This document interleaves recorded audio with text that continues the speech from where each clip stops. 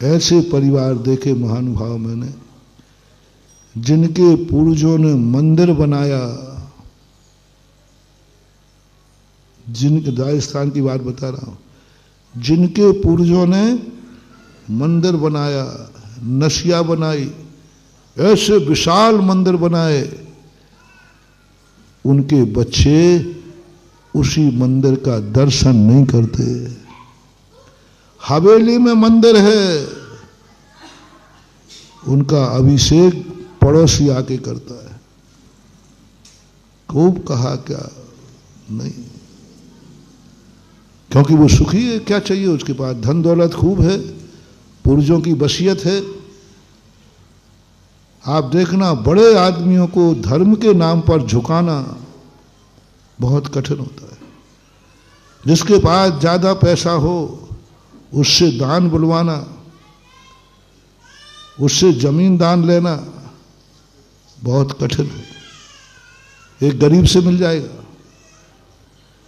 गरीब व्यक्ति से कहें कि भैया तेरा मकान मंदिर को चाहिए है, मैंने देखा है।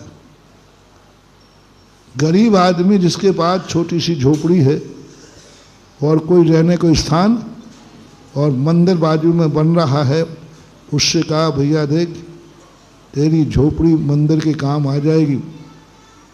एक मिनट कहा, बोले महाराज जी अवभाग्य मेरे मैं मकान मंदिर जी को दान देने को तैयार हूं। मैंने कहा दान नहीं चाहिए, पैसा ले ले। बोले नहीं, भगवान जी से पैसा नहीं लूंगा। मैंने तू कहाँ रहेगा? बोले फुटपाथ पे रह लूंगा।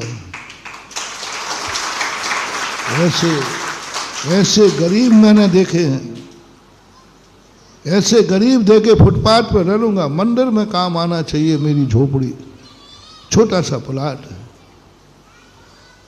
दया आती है। और ऐसे अमीर लोग भी देखे हमने, जिनके पास कोई मकानों की कमी नहीं है, हवेलियों की कमी नहीं है, 10 मकान नए चाहें तो खरीद के बना सकते हैं। और उनसे कहो कि भाई तुम्हारे मकान का थोड़ा सा कोना आ रहा है, ये बेफालतू मकान पड़ा है, फालतू में मकान पड़ा है, कोई काम का नहीं है, कोई काम का नहीं, उनको रहने के काम नहीं, रहते हवेली में रहे, तो भी उनके देने के मन नहीं होते।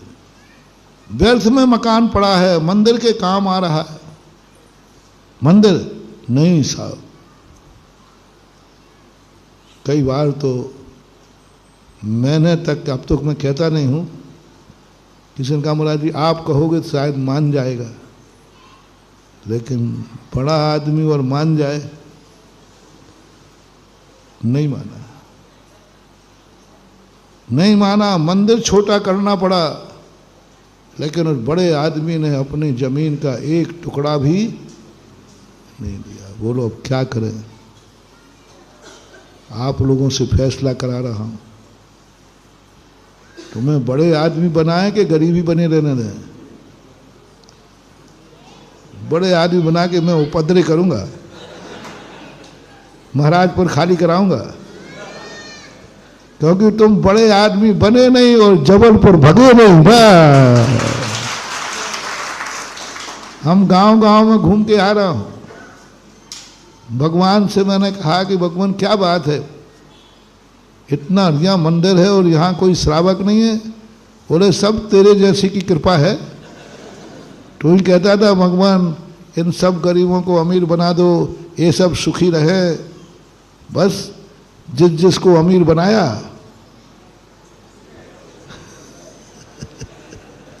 है ना। कुछ गलत तो नहीं कह रहा हूं, देखने में आ रहा है कि नहीं? बोलो ना। अमीर जैसे हुआ, ना उसे भगवान की चिंता है, ना अपने पूर्वजों के मंदिर की चिंता है, उसको तो पैसा आया और तुरंत जाकर उसने बड़े शहर में हवेली बना ली। गांव में कौन पड़े रह जाएंगे? किनके भरोसे मंदिर चलेगा? किनके भरोसे वो मंदिर में पूजा होती रहेगी? किनके भरोसे वो मंदिर टिका रहेगा? अब आप बोल दो। गरीब के भरोसे।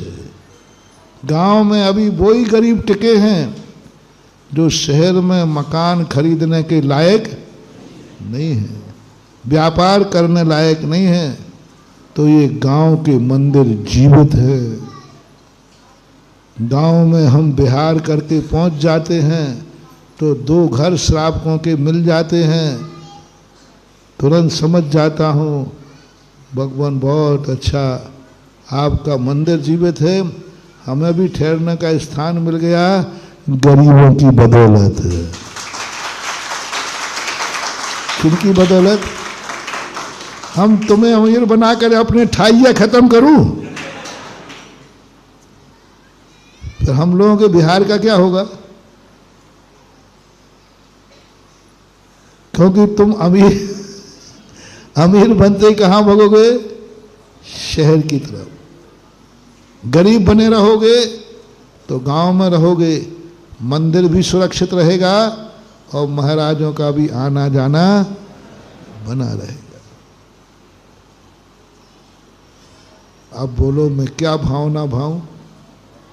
महाराजपुर उजाड़ दूं या आबाद बना रखूं?